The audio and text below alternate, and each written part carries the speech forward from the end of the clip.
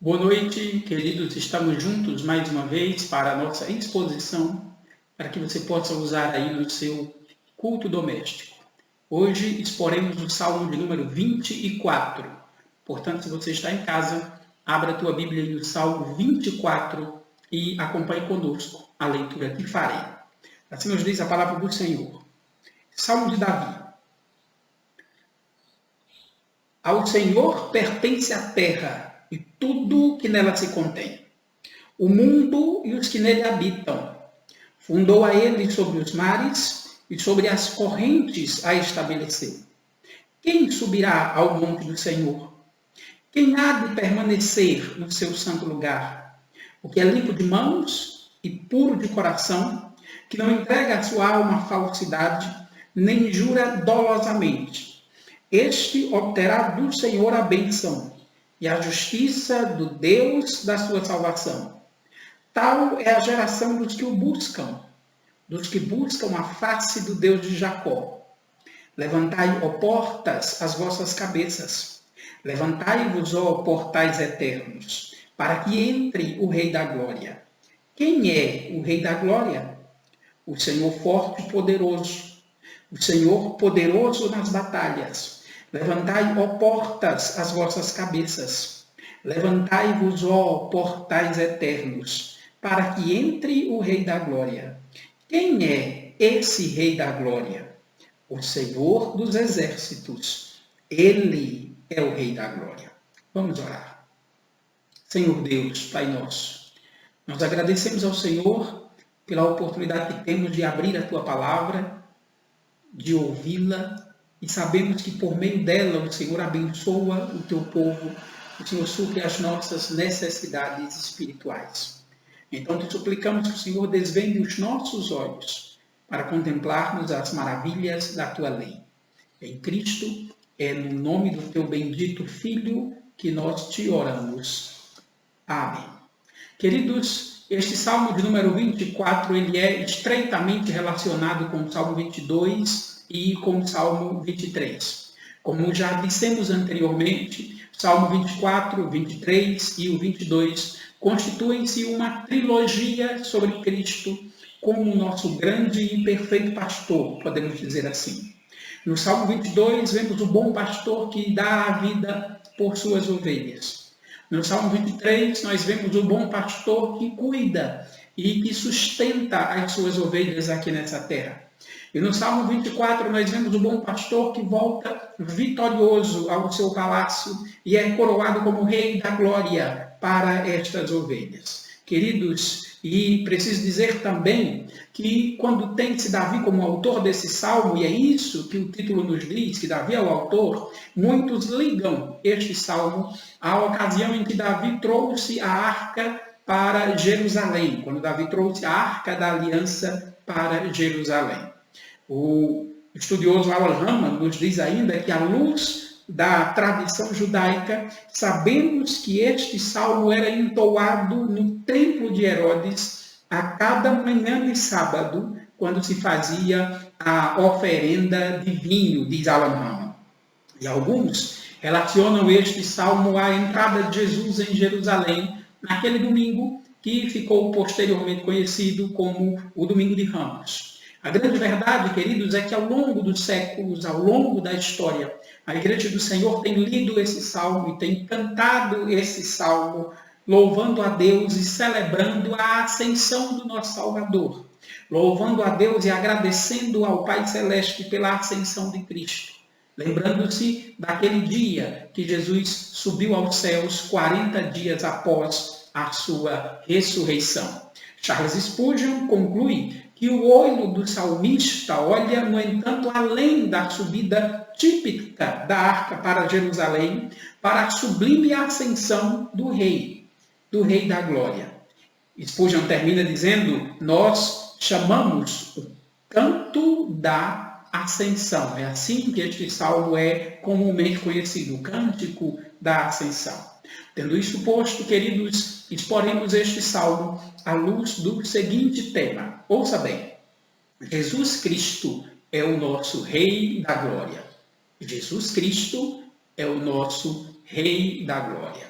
E Jesus Cristo é, queridos, o nosso Rei da Glória, e vemos isso neste salmo. Primeiro, porque ele é o Rei sobre toda a criação. E isso nos é dito nos versos 1 e 2. Olhe para o verso 1 da sua Bíblia.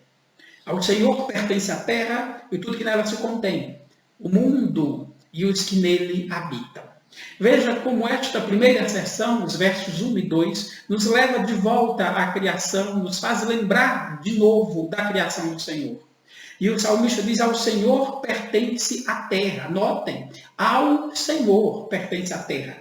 O que pertence ao Senhor não é só Israel, não são só os judeus. O Senhor é soberano sobre toda a criação. Calvino vai nos dizer que o objetivo do início do Salmo é demonstrar que os judeus não tinham nada de si mesmo. Notem, o salmista mostra, queridos, que todos estão debaixo da autoridade do Senhor. É verdade.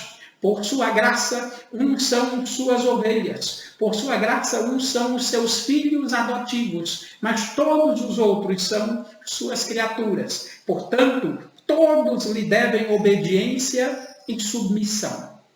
Entenda bem, Davi está levando a arca da aliança para Jerusalém, para que ali o povo pudesse adorar a Deus. Mas este povo precisa saber que Deus não é rei só sobre Israel. Ele é rei sobre o mundo inteiro, sobre toda a criação, porque tudo lhe pertence. É isso que o salmista deixa claro no verso 2, quando diz de forma claríssima: fundou a ele sobre os mares e sobre os montes a estabeleceu. Queridos, é interessante que quando olhamos para esses versos 1 e 2, nós vemos que Davi deixa claro que o motivo pelo qual Deus é Senhor sobre tudo, que toda a terra pertence a Ele, é que Ele mesmo a fundou, Ele mesmo a edificou. É bom dizer também que Paulo cita esse verso primeiro. Paulo cita esse verso primeiro em 1 Coríntios capítulo 10, verso 25 e 26, quando diz o seguinte: comei de tudo o que se vende no mercado, sem nada perguntares por motivo de consciência, porque do Senhor é a terra e a sua plenitude. Atentem para a expressão novamente no verso 1, quando o salmista diz: do Senhor é a terra e tudo que nela se contém. Isso é importante, porque tanto no Salmo 98, no verso 7, o salmista faz isso, como aqui em 1 Coríntios 10, 26, Paulo traduz essa expressão, a terra e tudo que nela se contém, para a plenitude da terra. Para a plenitude da terra. E isso nos traz a ideia das riquezas e da fertilidade da terra. Queridos, as riquezas da terra pertencem a Deus em primeiro lugar. As riquezas da terra pertencem a Deus e não aos homens. Somos seus mordomos, e essas riquezas e belezas naturais e tudo aquilo que o homem pode usufruir da terra precisa ser usado para a glória de Deus, porque somos seus mordomos. É isso, queridos, que esses versos deixam claro: do Senhor é a terra e a sua plenitude. Isso porque Ele mesmo a fundou sobre os mares e sobre os cumes dos montes. Entenda bem, o argumento do salmista é simples: Deus é Senhor sobre tudo e todos, porque Ele criou todas as coisas, Ele fundou todas as coisas, e em primeira instância, tudo lhe pertence. Calvino ainda diz que neste ponto, o salmista confirma a verdade de que os homens estão legalmente sob a autoridade e poder de Deus. De modo que em todos os lugares e em todos os países, diz Calvino, eles devem reconhecê-lo como o rei. Que lição aprendemos desta primeira sessão? Queridos, nessa primeira parte, pelo menos 3 lições chamam a atenção. A primeira, lembre só, Davi está trazendo a arca para Jerusalém. E neste caminho, eles vinham cantando este salmo, vinham louvando ao Senhor e dizendo: ao Senhor pertence a terra e tudo que nela se contém. Note, queridos, que este cântico serve de advertência. Sim, de advertência. Advertência para que os adoradores não pensem que Deus está preso a um lugar, que Deus está preso a determinado rito, que Deus está preso ao tabernáculo, ao templo ou até mesmo à arca. Pelo contrário, o Senhor é o rei do universo, do Senhor é a terra e a sua plenitude. E isso é uma advertência para que o povo não idolatrasse um lugar específico, como Jerusalém, o templo ou o tabernáculo, e que também não idolatrasse os instrumentos pelos quais eles cultuavam a Deus, como a própria arca. Eles precisam entender que Deus é o Senhor de toda a terra e não está preso a nenhum lugar ou aos instrumentos pelos quais ele permite que o povo o adore. Há uma segunda verdade. A segunda verdade é que as riquezas pertencem a Deus, não a nós. Do Senhor é a terra e tudo que lá está. Do Senhor é a terra e a sua plenitude. Nós somos mordomos, queridos. E por isso precisamos usar as bênçãos que Deus nos dá, não para pecar, mas para cultuar e adorar a Deus. Precisamos usar as bênçãos de Deus para louvá-lo, para adorá-lo, sim, para suprir as nossas necessidades, para socorrer os nossos irmãos, para ajudar os mais fracos, sim. E também precisamos usar as bênçãos que Deus nos dá para abençoar o ministério da palavra, para abençoar a evangelização. Somos mordomos de Deus e precisamos usar tudo que o Senhor nos dá para a honra e glória do seu nome. A terceira lição que esta primeira parte nos ensina é que, se do Senhor é a terra, e sabemos que é, o mundo precisa saber disso. O mundo precisa saber que o Senhor é soberano sobre suas vidas e sobre suas posses. O mundo precisa saber que todos terão que prestar contas a este verdadeiro Rei da Glória. Que todos terão que apresentar-se perante o tribunal de Cristo.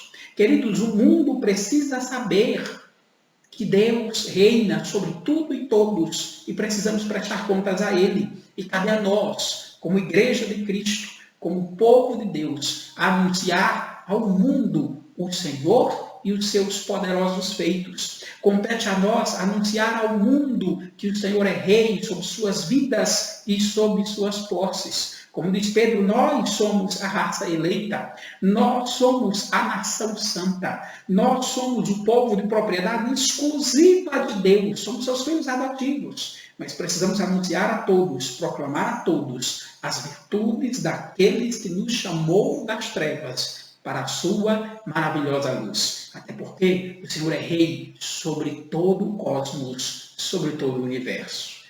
Queridos, Jesus Cristo é o verdadeiro Rei da Glória. E vemos isso, em segundo lugar, nas exigências para quem deseja adorar a Deus. O Senhor é rei sobre tudo e todos, mas há exigências para quem deseja aproximar-se dele. E isso está descrito nos versos 3 a 6. Olhe para a sua Bíblia. Olhe para o verso 3.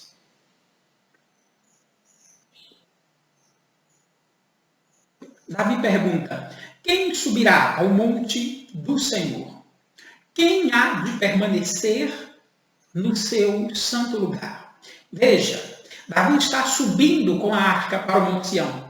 Mas aí surge a pergunta: quem pode verdadeiramente subir até a presença de Deus? Quem pode permanecer diante da face de Deus e cultuá-lo? Quem pode adorá-lo? Queridos, notem que subir para adorar, subir ou permanecer aqui são descritos como sinônimo de adoração. Subir e permanecer representam adorar a Deus. E estas perguntas e respostas aqui, desses versos 3 a 6, queridos, têm seu paralelo no Salmo de número 15. No Salmo 15, onde o próprio Davi mostra quais são as exigências para qualquer um que pretenda ser aceito como adorador. Por isso, Calvino diz que todos aqueles a quem Deus recebe em seu rebanho, ele convoca a santidade e o põe sob obrigação de segui-la. Sendo assim, o salmista trata aqui do caráter do adorador, do caráter daquele que deseja ser aceito por Deus. Subir e permanecer, como disse, é sinônimo de adoração. E quais são as exigências para os que desejam adorar a Deus? Quais são as exigências para quem deseja permanecer perante a face do Senhor? Olha o verso 4, olhe para a sua Bíblia.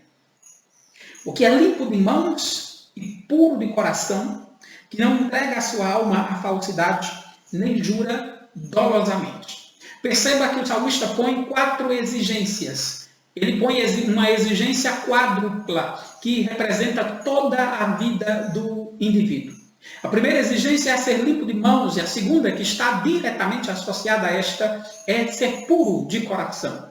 Queridos, limpeza de mão e pureza de coração, queridos, como diz Spurgeon, ligam entre si e demonstram uma moralidade externa e uma pureza interna. Isso é importante. Mas o que significa ser limpo de mãos? Significa ter atitudes limpas, significa ter atitudes sem pecados, significa ter atitudes santas e justas. Já a pureza de coração, que é a segunda exigência, tem a ver com a santidade nas motivações. Notem como elas se entrelaçam. É preciso que haja, primeiro, santidade nas motivações para que as atitudes sejam santas. É preciso, primeiro, ser puro de coração para que, em segundo lugar, se possa ter mãos limpas. E eis o problema. Jesus sintetiza essas duas exigências em Mateus 5, verso 8, do Sermão do Monte, dizendo o seguinte: ouça bem, bem-aventurados os limpos de coração, porque verão a Deus.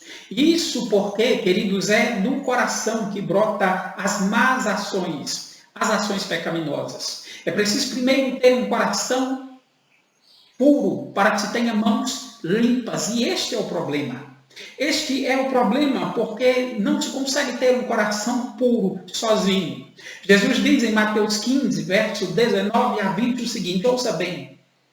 Porque do coração procedem maus desígnios, homicídios, adultérios, prostituição, furtos, falso testemunho, blasfêmia. E Jesus ainda completa em Mateus 15, verso 20. São estas coisas que contaminam o homem. Queridos, notem, para ter mãos limpas, é preciso ter um coração puro, um coração santo, um coração sem pecado, pois o coração é que contamina todas as coisas. E esta exigência é impossível para todos os homens. Nenhum homem pode se fazer santo.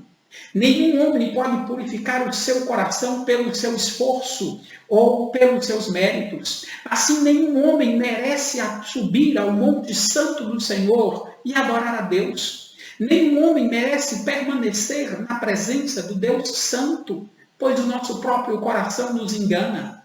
Calvino diz que sob a pureza de mãos e de coração, o salmista compreende toda a religião e denota uma vida bem ordenada, e é verdade. Mas isso ainda não é tudo. Apesar desse par de exigências já ser inalcançável, porque não se consegue ter mãos limpas sem coração puro, e o homem não é capaz de purificar o seu coração, o salmista ainda alarga um pouco mais as exigências. Olha o final do verso 4, veja como ele junta as outras duas exigências. Que não entrega a sua alma à falsidade, é a terceira, e não jura dolosamente, é a quarta. Entenda, entregar a alma à falsidade pode ser muito bem traduzido por entregar a alma à vaidade. E no Salmo 25, verso 1, o mesmo Davi nos mostra o que significa. Nos mostra que entregar a alma é sinônimo de confiar, de ter fé, de adoração. No Salmo 25, 1, Davi diz: a ti, Senhor, elevo a minha alma. Ou a ti, Senhor, entrego a minha alma. Portanto, quem entrega a alma à falsidade ou à vaidade, na verdade entrega a alma ao ídolo.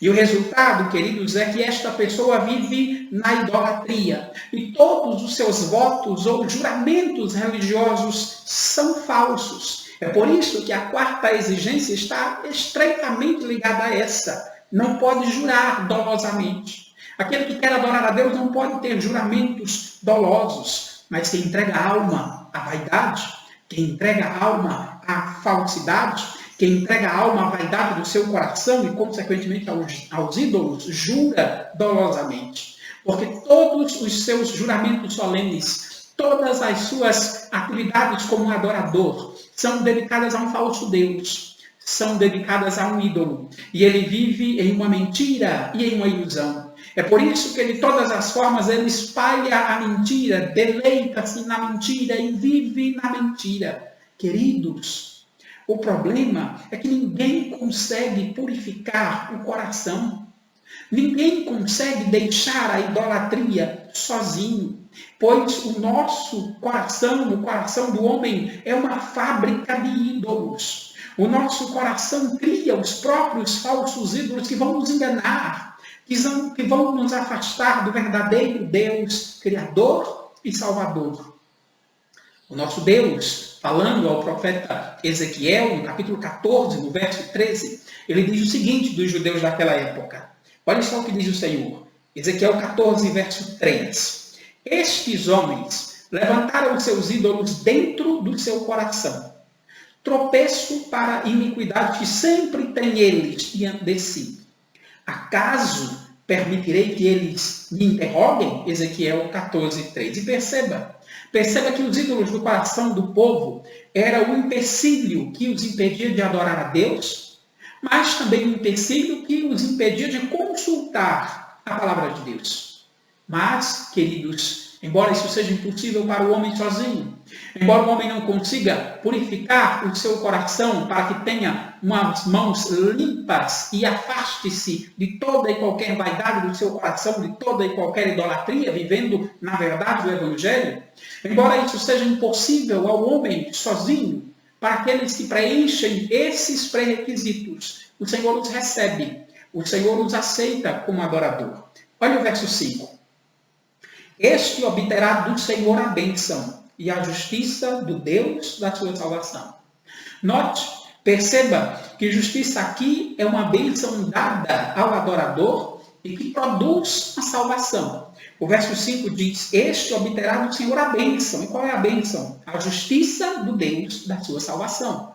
A justiça é dada ao adorador e essa justiça produz a sua salvação. Portanto, Derek Kidner nos diz que a justiça aqui tem um significado de justificação.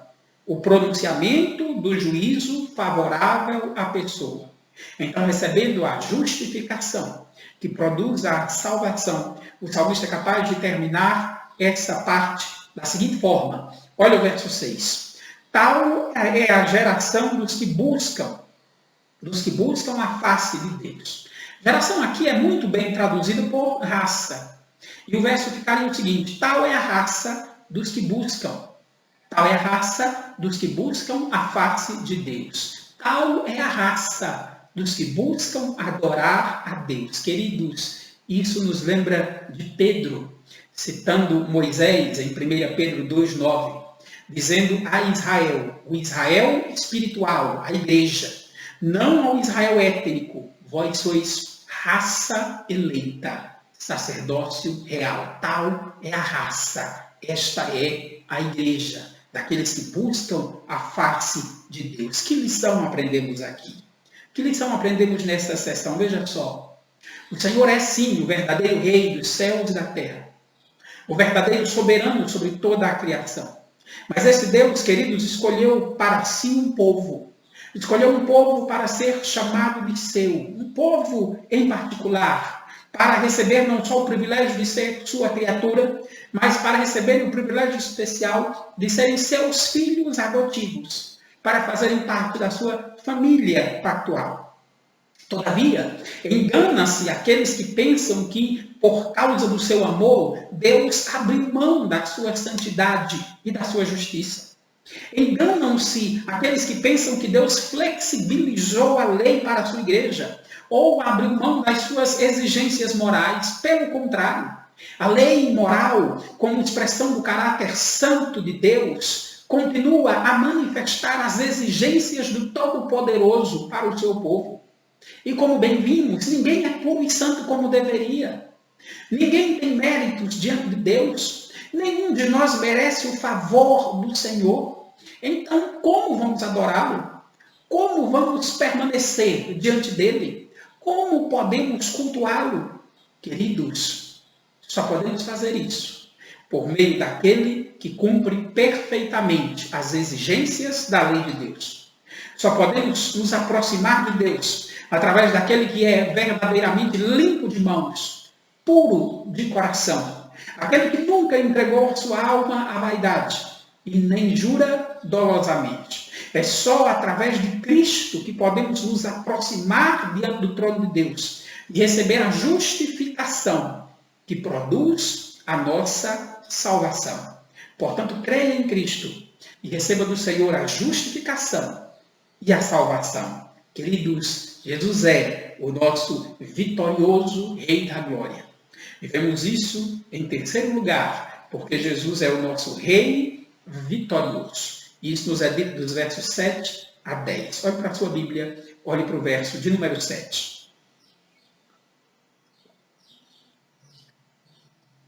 O salmista diz: levantai, ó portas, as vossas cabeças. Levantai-vos, ó portais eternos, para que entre o Rei da Glória. Lembre-se, queridos, que este salmo possivelmente foi escrito e cantado, logicamente, quando Davi trouxe a arca da aliança para Jerusalém, para o tabernáculo. E a arca representava o trono de Deus entre os homens. Então, quando Davi e a multidão que trazia a arca vinha chegando a Jerusalém, eles cantavam o salmo de número 24. Cantavam o verso 7, levantai, ó portas, as vossas cabeças. Levantai-vos, ó portais eternos, para que entre o Rei da Glória. E é aqui, queridos, que surge algo interessante. Notem, o que significa isso? Porque, sem dúvida, havia espaço suficiente para os levitas passarem com a arca e não ser preciso arrancar as vigas dos portões, não ser preciso arrancar o portão fora. Então, por que levantai, ó portas, as vossas cabeças? Queridos, os estudiosos nos dizem que, naquela época, a cidade de Jerusalém, os seus portões abriam para fora. O portão abria para fora. É por isso que a tradução de Lutero faz todo sentido.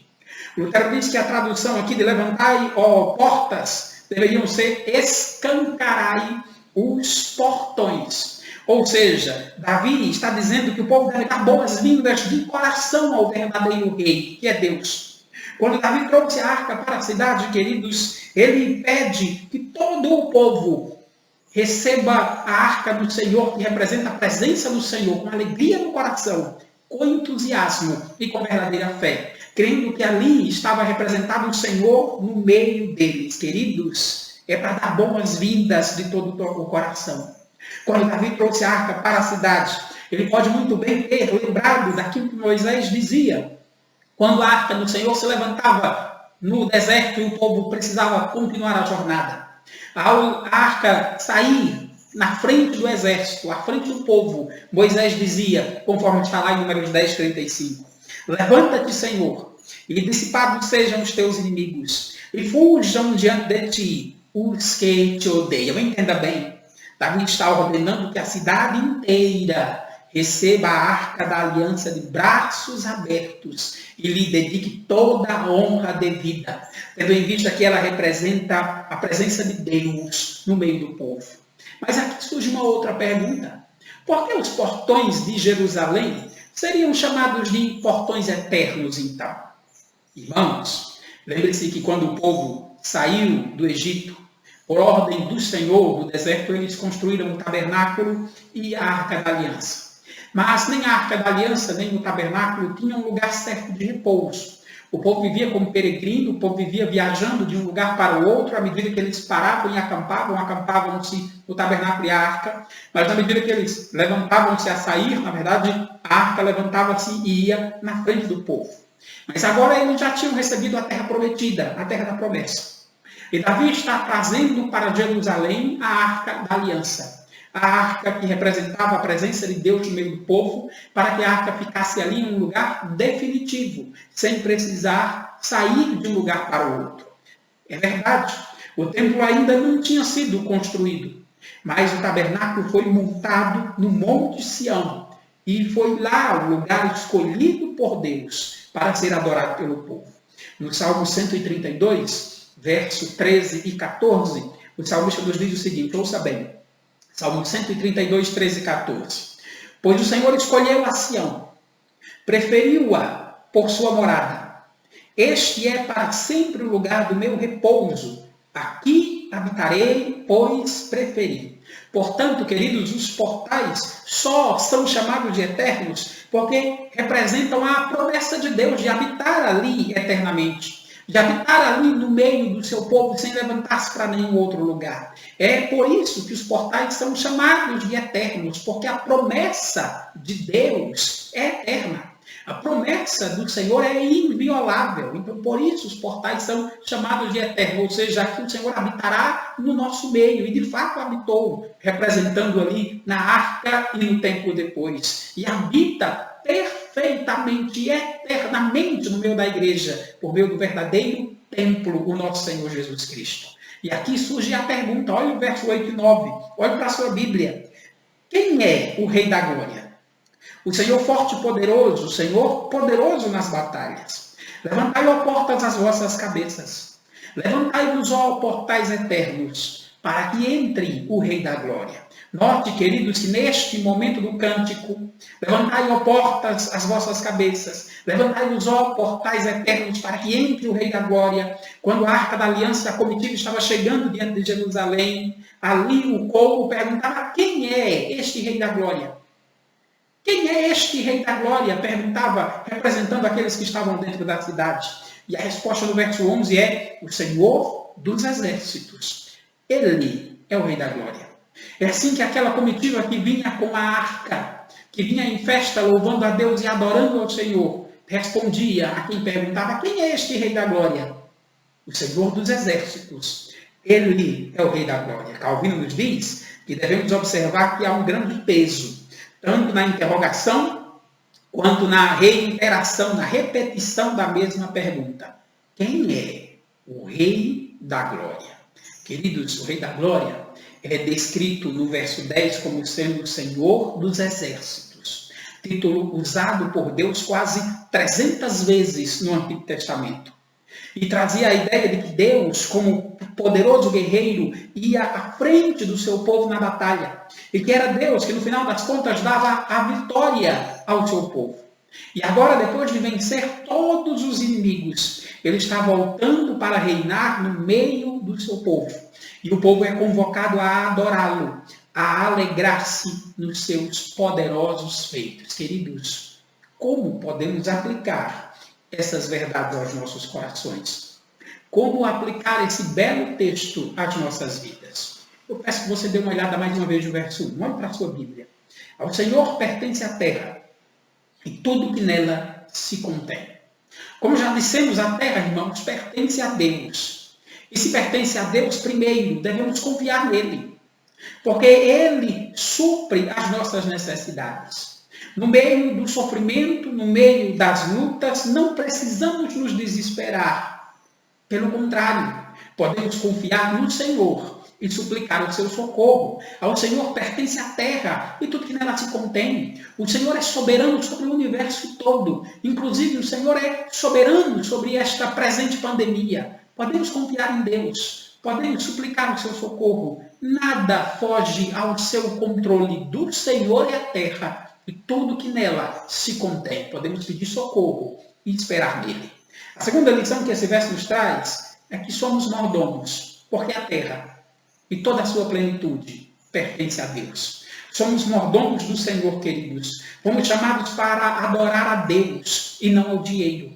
Fomos chamados para usar os bens e os recursos que Deus nos confiou para a glória do seu nome e para o bem do seu povo. É por isso que precisamos confiar no Senhor e não nos recursos. Depender do Senhor e não do que temos ou podemos granjear. Queridos, do Senhor é a terra e tudo que nela se contém, não só as coisas, mas também os homens. Por isso só podemos confiar nele. Há uma terceira lição. Se do Senhor é a terra e tudo que nela se contém, e se ele é santo e exige santidade, como os versos 3 a 6 deixam claro, então a igreja não pode ser conivente com o pecado. E também não pode se calar diante do pecado. A igreja precisa defender a santidade, defender a justiça, a honestidade. Mas, acima de tudo, queridos, a igreja precisa anunciar ao mundo que o mundo pertence a Deus. A igreja precisa anunciar ao mundo que Deus é santo e que ele odeia o pecado. A igreja precisa anunciar ao mundo que todos terão um dia de prestar contas a Deus. Mas precisamos também avisar o mundo que há esperança de salvação, porque há um verdadeiro Rei da Glória em benefício do seu povo. Como diz Paulo em 2 Coríntios 5,19, precisamos avisar o mundo que Deus estava em Cristo, reconciliando consigo o mundo, não imputando aos homens as suas transgressões, e por isso, queridos, eu te exorto a se reconciliar com Deus, a suplicar o perdão do Senhor, a suplicar a misericórdia do Senhor. E quero lembrar a você, que já faz parte do povo de Deus, que a missão minha, é a missão sua, é a missão da Igreja de Cristo, anunciar ao mundo que Deus está em Cristo oferecendo reconciliação. Que Ele é o Senhor da história, que Ele é o Todo-Poderoso, mas que o homem precisa prestar contas a Ele. E a oportunidade de reconciliar-se com Ele é única e exclusivamente em Cristo Jesus. Essa é a função da Igreja. Tem outra aplicação que precisamos trazer. E ela está no verso 3. O salmista pergunta: quem subirá ao monte do Senhor? Note que nos diz que subir e permanecer apresenta um belo quadro de adoração. É verdade. Davi está subindo com a harpa e ele se pergunta: quem subirá ao monte do Senhor? Ou seja, quem pode de fato permanecer diante de Deus e adorá-lo? Em instantes trataremos de quem pode. Mas agora, queridos, eu quero trazer a sua mente a pensar um pouco sobre a importância da adoração, a importância do culto solene. Calvino vai nos dizer que quando os judeus adoravam a Deus corretamente no templo, eles permaneciam como se estivessem em sua real presença. E é verdade. Não temos mais o tabernáculo, não temos mais o templo, não temos mais a Arca da Aliança, e glória a Deus por isso. Glória a Deus por isso, porque temos algo muito maior, para o qual todas essas coisas apontavam. Na verdade, não é algo, é alguém. Temos Jesus Cristo. E por meio de Cristo temos a pregação da palavra e os sacramentos. Perceba, queridos, que estamos em uma situação muito melhor do que os hebreus no período do Velho Testamento. Temos a revelação final de Deus em Cristo e temos a palavra final. Temos tudo o que precisamos para conhecer a Deus. Temos a sua palavra e pela ação do soberano Espírito podemos compreender as Escrituras, crer no Senhor e adorá-lo. Portanto, queridos, usufruamos desse privilégio. Por meio de Cristo Jesus podemos nos achegar a Deus, podemos permanecer na sua presença, podemos adorar ao Senhor de todo o coração. É evidente, queridos, que sozinhos não somos capazes de fazer isso, mas por meio do nosso verdadeiro Rei da Glória, somos habilitados pelo Santo Espírito a nos aproximar de Deus e cultuá-lo. Como bem perguntou Calvino, qual o objetivo da pregação da palavra? Qual o objetivo dos sacramentos? Qual o objetivo, diz Calvino, das santas assembleias e de todo o governo externo da igreja? Qual o objetivo? E Calvino diz: senão para que vivamos unidos a Deus. É verdade. Queridos, a igreja é o corpo de Cristo. E em Cristo podemos subir ao verdadeiro Monte Santo na presença do Senhor e adorá-lo. Subir ao verdadeiro céus e ali adorar a Cristo. Estar permanentemente na presença do Senhor com novos céus e na nova terra. Entenda, quando a igreja adora a Deus, ela experimenta aqui na terra um antegozo da glória celestial. Quando adoramos a Deus em Cristo, desfrutamos um pouco daquilo para o qual fomos criados, a perfeita comunhão com Deus. Quando adoramos a Deus em Cristo, desfrutamos, mesmo que de maneira efêmera e imperfeita, de um pouco da glória celestial e da vida eterna. Jesus definiu a vida eterna como tendo a ver com comunhão com o Pai e com o Filho. Essa é a essência. Em João 17, verso 3, o Senhor diz: a vida eterna é esta. Qual? Que te conheçam a ti, o único Deus verdadeiro, e a Jesus Cristo, a quem enviaste. A lição é profunda. Não perda a chance de adorar a Deus. Não desperdice o privilégio de cultuar o Senhor. Meu desejo, queridos, é que durante esses dias de pandemia, o Senhor te ensine a valorizar a Assembleia Solene. Que o Senhor te ensine a ver como é precioso e valioso estar na companhia dos irmãos em Assembleia Solene, adorando ao Senhor, desfrutando dos meios de graça e participando dos sinais e dos selos da aliança da graça dos sacramentos. Espero que você esteja suspirando por participar da Assembleia Solene e cultuar a Deus. E espero que você já tenha comprometido-se com Deus e consigo mesmo a não abrir mão desse privilégio, a não abrir mão da oportunidade de cultuar a Deus e de não afastar-se do culto solene. E digo isso, queridos, porque sabemos que o Senhor não está preso a um lugar. Paulo vai dizer isso aos atenienses lá em Atos 17, Deus não precisa de templos feitos por mãos humanas como de alguma coisa precisasse. Sabemos que em todo lugar podemos adorar o Senhor na companhia dos santos. Lá em Êxodo 20, 24, o Senhor diz que em todo lugar onde eu fizer celebrar a memória do meu nome, diz o Senhor, virei a ti e te abençoarei. Em Cristo podemos adorar a Deus em qualquer lugar. Em Cristo podemos cultuar ao Senhor em qualquer lugar. Podemos adorar e crer que o Senhor nos abençoará. Portanto, nunca mais perda a oportunidade de cultuar a Deus. Nunca mais seja negligente com a Assembleia dos Santos, com o culto solene. Não abra mão do privilégio de cultuar a Deus por nada. Quem pode adorá-lo? Nós podemos em Cristo Jesus. Quem pode adorá-lo, queridos? Esta é a segunda parte. Há exigências para entrar na presença de Deus. Há exigências para se comparecer diante do Senhor. O verso 4 diz que é preciso ser limpo de mãos, puro de coração, não entregar a alma à falsidade, nem jurar dolosamente. O problema é que sabemos que não somos limpos de mãos e muito menos puros de coração. O nosso coração é recheado de pensamentos e desejos pecaminosos. Uma infinidade de maldade habita no nosso coração. Então, como podemos adorar a Deus? Como disse Davi, nós bem sabemos que nascemos na iniquidade, que em pecado nos gerou a nossa mãe. Sabemos que nascemos na iniquidade e em pecado. Sabemos que não há nenhum justo, nenhum sequer. Nosso coração é uma fábrica de ídolos. E nossa língua, queridos, terrivelmente é um instrumento de engano e de falsidade. Quem nunca mentiu? Quem nunca levantou falso testemunho?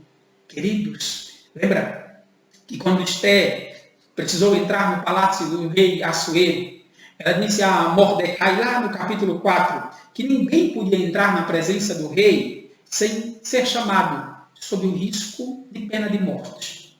Mas quanto a se aproximar do rei verdadeiro, do rei do universo, a punição para quem ousa fazer isso sem merecimento é muito maior. É condenação eterna. E nenhuma criatura pode se achegar ao trono do rei do universo. Então, como subiremos ao monte do Senhor? Como adoraremos ao Senhor? Lembra de Apocalipse capítulo 5, onde nos é dito que um anjo forte disse: quem é digno de abrir o livro e lhe desatar os selos? O anjo ainda diz, João, dizendo que nem no céu, nem sobre a terra, nem debaixo da terra, ninguém podia abrir o livro, nem mesmo olhar para ele, diz o apóstolo João. E por isso ele mesmo, o apóstolo João, chorava, desesperado, porque ninguém foi achado digno de abrir o livro, ele nem mesmo olhar para ele.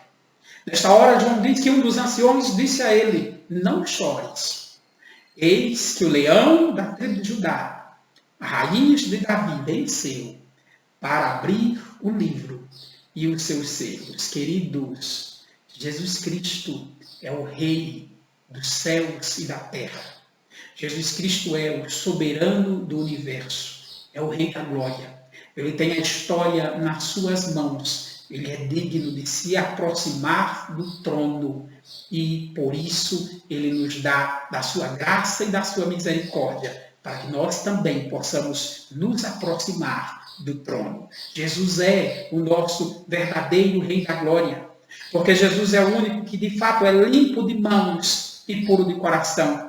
Jesus é aquele que nunca entregou a sua alma à falsidade. E da sua boca nunca se ouviu a mentira, da sua boca só se ouvia a verdade. Na verdade, mais que isso, Jesus é a verdade em pessoa. Por isso ele é o nosso Rei da glória. Pense, disse que Jesus Cristo é o nosso verdadeiro Rei da Glória. E é verdade. Note como uma pergunta: quem é esse Rei da Glória? Nos versos 8 e 10 é respondida com o Senhor dos Exércitos. Ele é o nosso Rei da Glória. Quando Jesus entrou em Jerusalém, montado num jumentinho, naquele domingo, que depois passou a ser conhecido como Domingo de Ramos, queridos, a grande maioria não percebeu o que estava acontecendo. A grande maioria não creu que estava se cumprindo a profecia do profeta Zacarias, lá no capítulo 9, verso 9, quando Zacarias diz: alegra-te muito, ó filha de Sião, exulta, ó filha de Jerusalém. Aí vem o teu rei, justo e salvador, humilde, montado no jumentinho. É verdade, alguns creram, alguns confiaram em Cristo. Inclusive, alguns disseram: hosana ao filho de Davi, bendito que vem em nome do Senhor. Mas a grande maioria o rejeitou.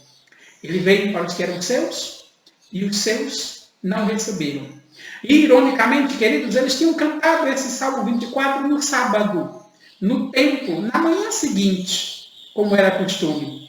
Mas, no domingo, não reconheceram o seu verdadeiro rei. Ao invés de reconhecerem e o receberem como rei, eles o acusaram de querer se fazer rei. Entregaram aos romanos. E quando Jesus foi interrogado por Pilatos, a pergunta: quem é o Rei da Glória?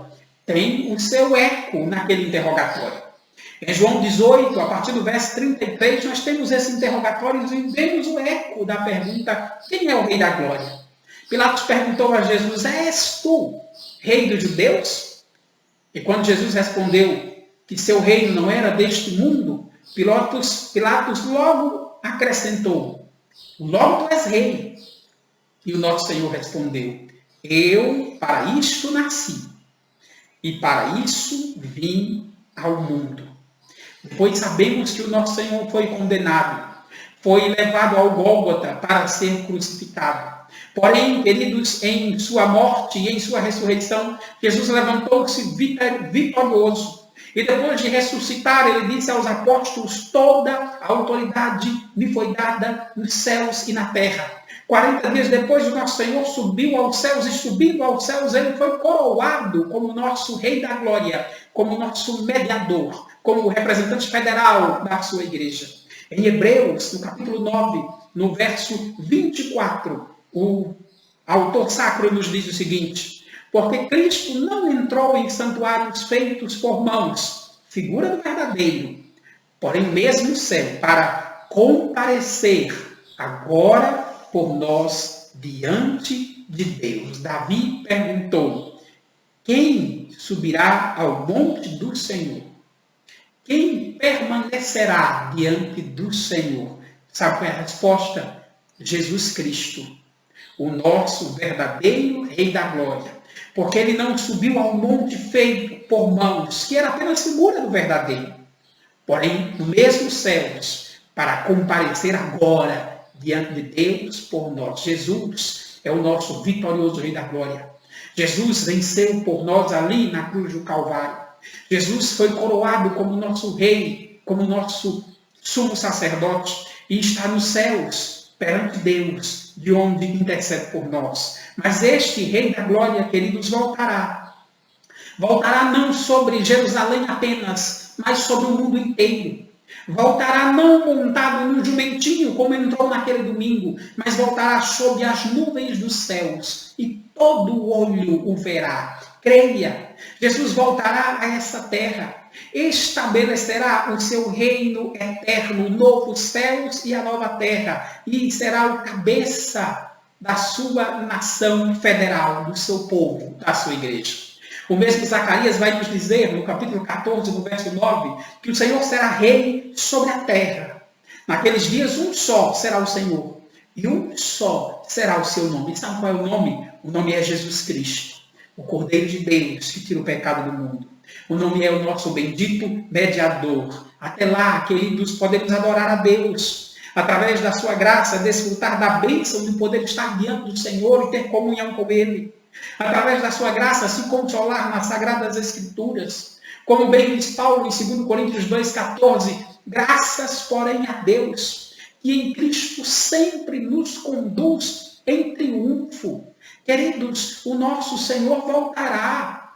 Aqui nessa terra somos peregrinos, somos forasteiros, mas temos um rei vitorioso, o verdadeiro Rei da Glória que venceu os nossos inimigos ali na cruz do Calvário e que nos prometeu voltar para nos levar de volta para casa, para a comunhão perfeita com Deus, para os novos céus e a nova terra, onde desfrutaremos de sua presença por toda a eternidade. Saber, queridos, que Cristo voltará para o seu povo traz alegria, traz esperança.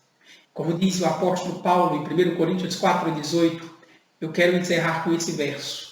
Consolai-vos, pois, uns aos outros com essas palavras. Nesses dias difíceis, nesses dias de dificuldades, nesses dias de sofrimento, de luta e de luto, console-se com essas palavras. Console-se em saber que Cristo é o nosso Rei. Console-se em saber que, por causa de Cristo, podemos estar na presença de Deus e adorar ao nosso soberano Criador e Salvador. E console-se em saber que Cristo retornará para o seu povo. Console-se na promessa da volta de Cristo, porque neste dia que o Senhor retornar, o Senhor enxugará dos nossos olhos toda lágrima. Que Deus te abençoe, que o Senhor console o teu coração com esta palavra, com as Sagradas Escrituras. Vamos orar. Senhor Deus, nós te louvamos por Jesus Cristo, o nosso soberano Rei da Glória, que nos dá livre acesso ao Pai, e que nos alegra e nos consola com a certeza de que um dia o Senhor retornará e nos livrará de todo o sofrimento. Obrigado, Senhor, pela tua graça, pela tua misericórdia, pelo Senhor Jesus Cristo. É em Cristo que nós te oramos. Amém. Queridos, que Deus proteja a tua casa, que Deus proteja a tua família. Fiquem todos com o Senhor.